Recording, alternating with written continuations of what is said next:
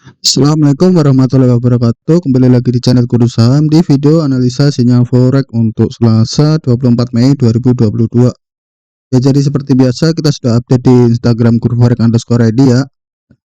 Jadi teman-teman yang belum follow bisa di follow terlebih dahulu Instagramnya @guruforex_id untuk dapat info-info tentang analisa setiap harinya ya. Ya, jadi seperti biasa kita ada dua analisa di sini. Kita udah ada analisa intraday dan analisa swing ya. Di sini ada EuroCAD, kemudian ada Euro Swiss franc ya. Untuk EuroCAD sendiri kita analisa dari time frame H4 hingga daily ya. Kita ambil posisinya sell karena dia udah breakdown dari trendline ya. Jadi kita ini follow the trend ya. Jadi udah trendnya bearish ya, kita follow the trend. Kebetulan sekarang sedang berada di ada kemungkinan ya harga akan mencapai ke area supply terdekat terlebih dahulu sebelum melanjutkan penurunan. Oke, kemudian di Euro Swiss franc, sendiri kita analisa dari time frame H1 hingga daily ya. Kita ambil posisinya sell karena dia sekarang berada di daily supply zone ya. Oke, di sini jadi di EuroCAD kita sell limit di 1.39564, kemudian stop loss di 1.40071.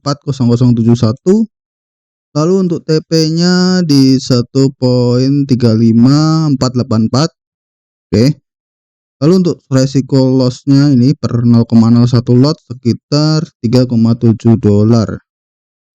Untuk risk and reward-nya 1:8 ya.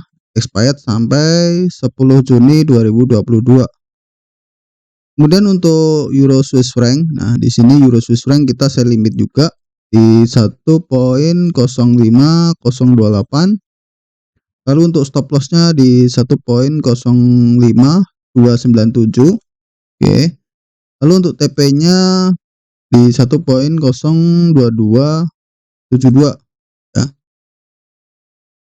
Lalu untuk resiko lossnya per 0,01 lot sekitar $2,84. Nah, di sini untuk risk and reward-nya 1:10 ya. Oke, untuk expired lama ini sampai 16 Juni 2022. Jadi memang cukup panjang yang ini untuk versi swingnya ya. Ini versi intraday-nya. Oke. Lalu untuk analisanya tinggal swipe kanan aja di sini. Nah, ini ada EuroCAD. Kita ambil gambarnya dari time frame H4 ya. Kemudian ada Euro Swiss franc, ini juga sama, kita ambil gambarnya dari H4. Untuk penjelasan lebih lanjut nanti kita bahas satu persatu di video ini ya. Oke, seperti biasa jangan lupa like dulu. Nah, seperti yang saya ingatkan sebelumnya, selalu lakukan partial profit taking ketika harga sudah masuk ke area risk and reward 1:2 ya. Lalu untuk mengurangi resiko kita bisa pindahkan stop loss di entry. Misalkan di sini ada stop loss ya.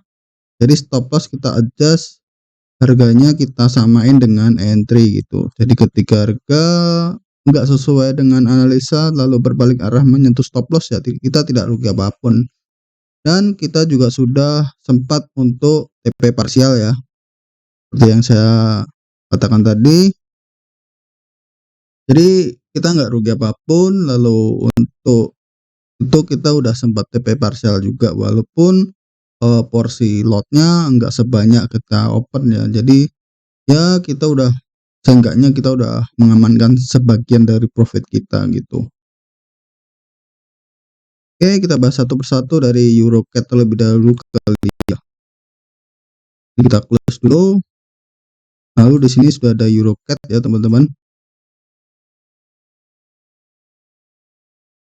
Nah, di EuroCAD ini kalau kita perhatikan, kita coba pindah ke daily dulu.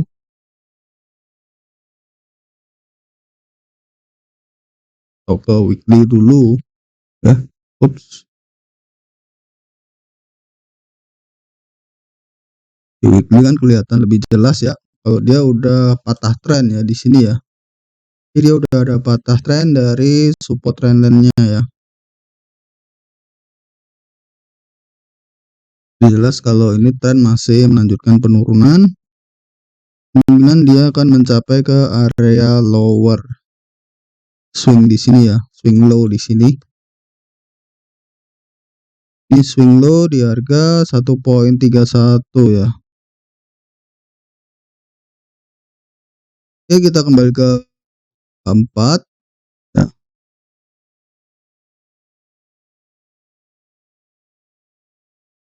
Di H4 sendiri kalau kita perhatikan di sini ada breakout structure-nya daily, breakout structure-nya daily. Di sini ada breakout structure daily, breakout structure daily. Ini breakout structure-nya time frame H4. Lalu di sini juga ada breakout structure-nya H4 juga. Oke. Jadi setiap kali ada breakout structure, harga biasanya naik dulu sebelum break ya, seperti ini. Ya breakout structure naik dulu masuk ke area supply, lalu lanjut untuk turun. Nah, di sini menariknya di sini setelah membentuk breakout structure dia tidak menyentuh area supply ya, seperti di sini. Di sini juga bisa masuk kategori area supply, tapi ya rawan sih sepertinya untuk kita ambil posisi sell di sini, karena walaupun di sini area supply tapi ini mudah sekali tersentuh stop loss ya, terlalu rawan. Jadi kita ambil yang area supply yang di atas. Oke.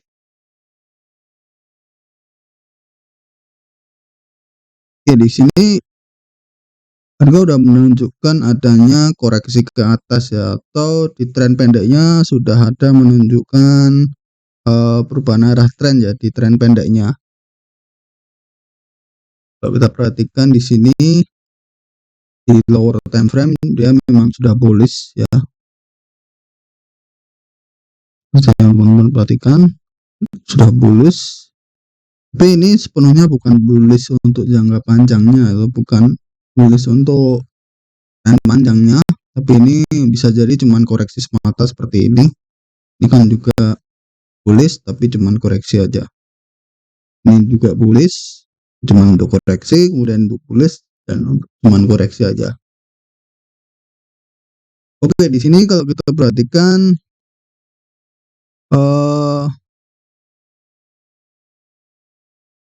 setelah dia membentuk breakout structure di sini ya, harga kembali naik masuk ke area supply lalu drop ya. Perlu perhatikan di sini dia membentuk equal high ya.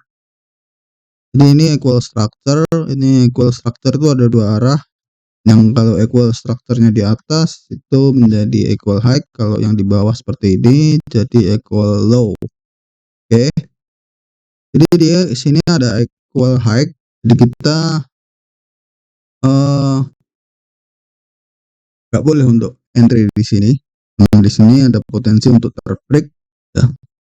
Jadi di sini ada potensi untuk break karena biasanya di sini akan banyak sekali seller ya, di sini ada banyak sekali orang-orang pasang sell di sini. Dan biasanya harga akan menembus area ini karena di sini akan banyak sekali area stop loss di sini. Di sini akan banyak area stop loss. Dia akan terus naik kemudian mencapai ke area supply yang sebenarnya ya, atau area supply yang paling tinggi. Nah, di sini ada area FVG juga. Nah, area FVG yang terbentuk di time frame H4 ya, teman-teman.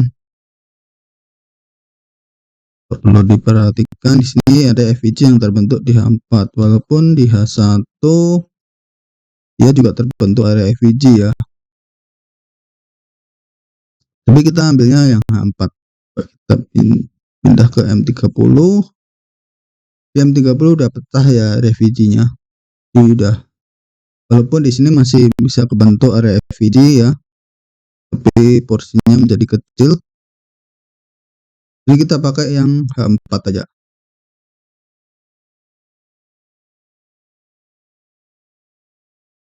Oke, jadi ini adalah area FVG H4. yang mana biasanya area FVG itu harga akan kembali lagi ke arah ini. Nah, seperti ini. Ini adalah area FVG yang terbentuk di H1. Ini kalau kita pindah ke H1 ke kembali ya. Nah, let's say sini ada area FVG yang terbentuk di H1 ya. Seperti ini. Ini kalau di H4 tadi nggak kelihatan ya, tapi kalau di H1 udah kelihatan ya, ada area FVG di sini, di area ini. Kalau harga kembali lagi masuk ke sini dan lanjutkan kenaikan. Oke, di sini juga ada area FVG juga. Kalau harga kembali turun masuk atau naik di sini untuk area FVG, harga kembali turun naik lagi. Tapi sini menariknya dia membentuk area FVG tapi harga tidak kembali lagi ya, atau belum. Jadi harga belum kembali ke arah FVG ini ya teman-teman. Jadi mungkin harga bisa kembali lagi ke sini setelah ya harapan kita masuk dulu ke area sell limit, baru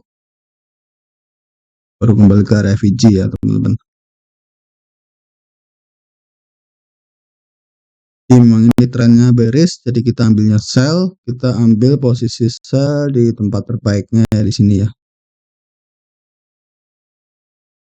Oke, next kita lanjut, ada Euro Swiss franc. Nah, Euro Swiss franc ini juga menarik sekali karena di sini juga ada area FVG yang lebar banget ya. Kalau di time frame H4 memang lebar banget area FVG-nya.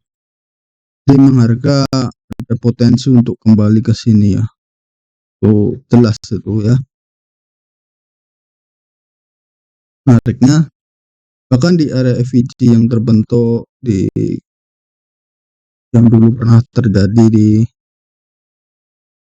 Bear Swiss, nah seperti ini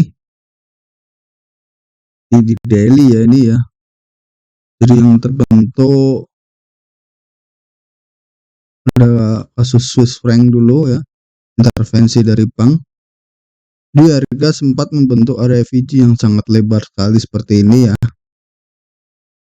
sangat lebar sekali ya. Ini terjadi hanya dalam hitungan jam, menit ya. Lalu harga akan kembali lagi ya masuk ke area itu untuk menutupi area FVG ya. Nah, tertutup ya di sini. Setelah menutupi area FVG dan melanjutkan tren bearishnya. Oke. Oke, kita kembali di sini di H4. Nah, di H4 sendiri kita pindah ke H1 dulu. Nah, karena di H4 tadi benar-benar lebar ya. Nah, seperti ini. Di sini ada area FVG H4 cukup lebar sekali. Tapi kalau kita pindah ke H1, area FVG-nya mengecil ya. Nah, di sini. Coba kita lihat di M30. Di M30 udah pecah ya. Udah ada dua bagian area FVG. Kita kembali ke H4. Jadi ini cukup menarik ya, karena di sini bisa terlihat kalau dia juga membentuk double top juga. Nah, seperti ini ya, membentuk double top. Kalau kita perhatikan sih, harga akan melanjutkan penurunan, ya masih akan melanjutkan penurunan. Kalau ini kita tarik garis ya, atau garis trendline,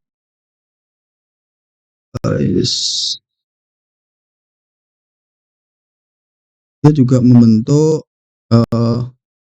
bear flag ya, atau bearish flag.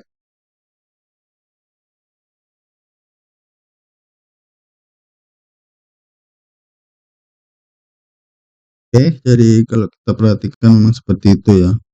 Untuk Euro Swiss franc masih ada kemungkinan melanjutkan penurunan. Di sini juga dia membentuk bear flag sih. Tapi ya kita lihat aja nanti dia akan mantul dulu atau masuk ke area ini. Ini seperti ini ya.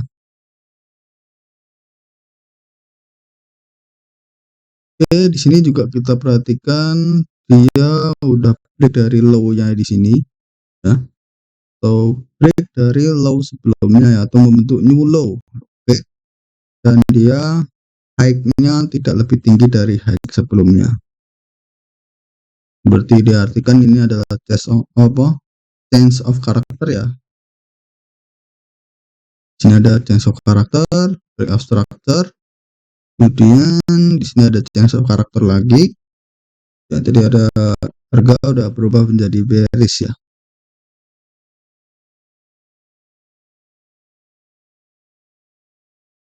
Oke, mungkin seperti itu ya penjelasan untuk dua analisa kita hari ini. Oke, terima kasih udah menonton. Semoga bermanfaat dengan video ini. Yang udah profit pertahankan, yang masih loss terus belajar ya tentunya. Pertahankan risk manajemennya karena itu adalah kunci untuk profit konsisten ya. Tanpa risk management yang konsisten, tanpa money management yang konsisten, ya kita nggak bisa untuk profit konsisten jangka panjang pastinya ya. Karena itu ikuti terus analisa sinyal forex di video-video selanjutnya. Jadi jangan lupa subscribe agar tidak ketinggalan update video-video berikutnya. Yang punya pandangan lain bisa tulis di kolom komentar. Jangan lupa like dan share ya, atau ke teman-teman semua agar bisa belajar bareng-bareng. Oke, wassalamualaikum warahmatullahi wabarakatuh.